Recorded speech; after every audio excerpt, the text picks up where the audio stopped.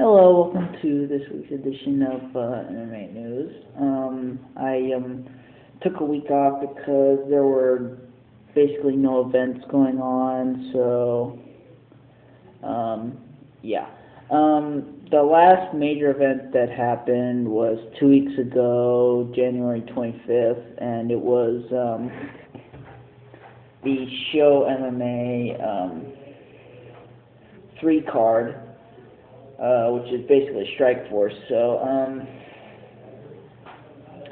in it you had notable fights was Daniel Cormier versus Gary Frazier. Daniel Cormier, a former,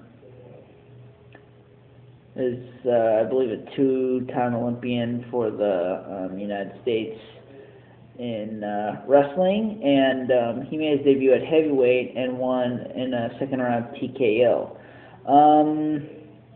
There were talks afterwards about his maybe dropping down to light heavyweight, though, because of the fact that in wrestling recently he ended up dropping out of a competition because he made a weight cut to 211 and his body just went haywire. So that's kind of questionable whether he could really drop down to 205 and actually be healthy.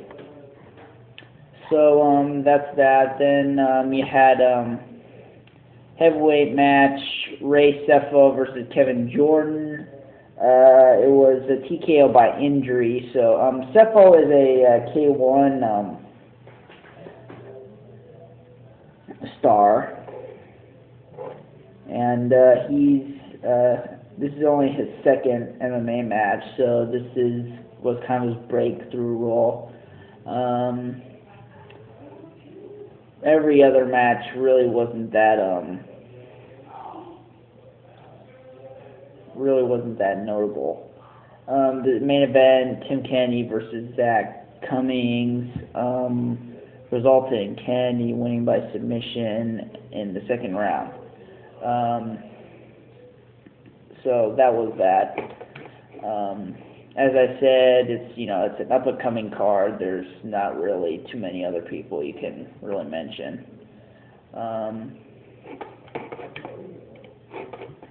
Then earlier this week, on the 6th, which was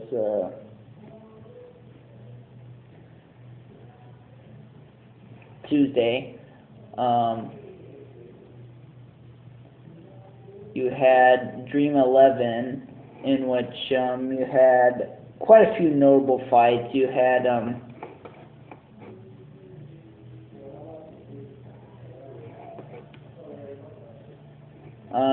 the conclusion of the Featherweight Grand Prix, in which the winner was Bibliano Fernandez, who had to get through Joe Warren to get to the finals, and he there beat Hiroyuki Takaya.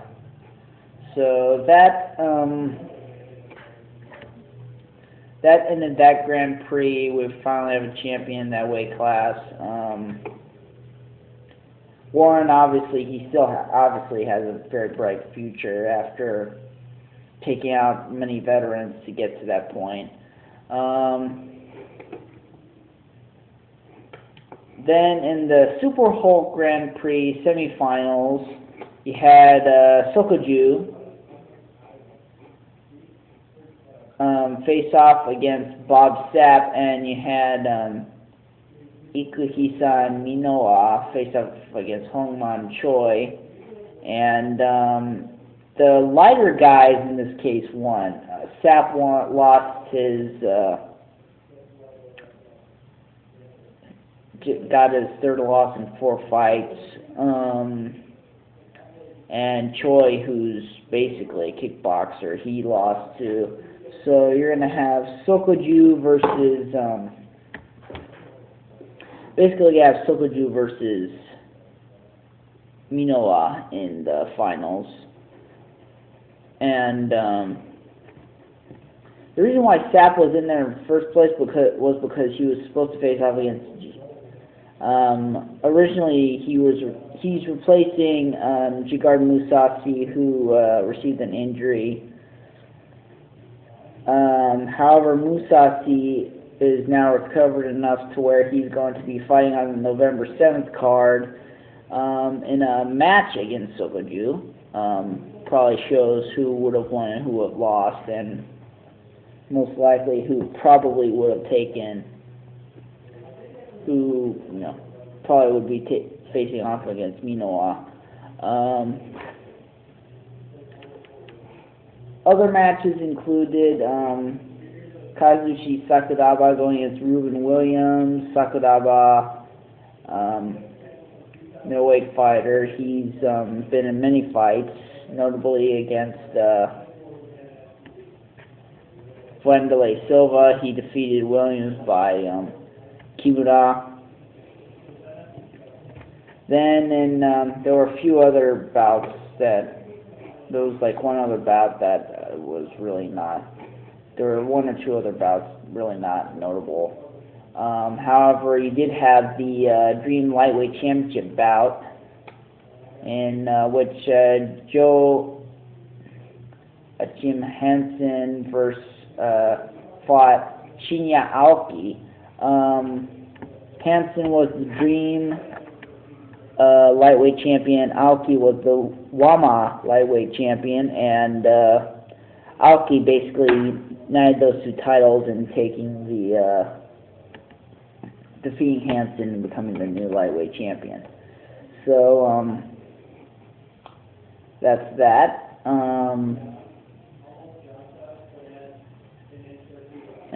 The Super Hulk finals will be concluded at the Dynamite card on the 31st. Sap is probably also going to be fighting there as well.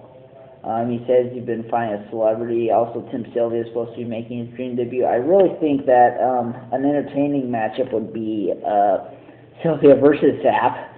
But, I'm not the promoter, so...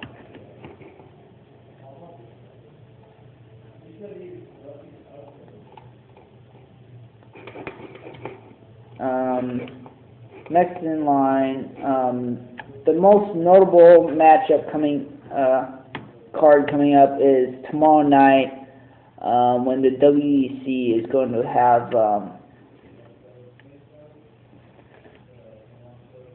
which is WEC 43, Cerrone versus Henderson, and you're going to have the first ever WEC interim title bout in the lightweight division, with Daniel Cerrone are going to go against Ben Henderson because the current champ, Jamie Varner, is out. Now, for the most part, the WEC lightweight division is pretty much second tier to the UFC. It's the only division that both WEC and UFC still maintain that has not been integrated into the UFC.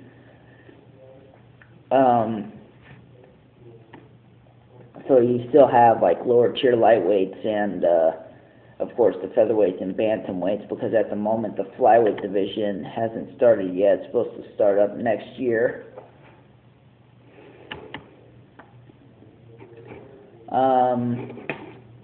So that's that. And in recent news, for UFC 106, in which Brock Lesnar will be fighting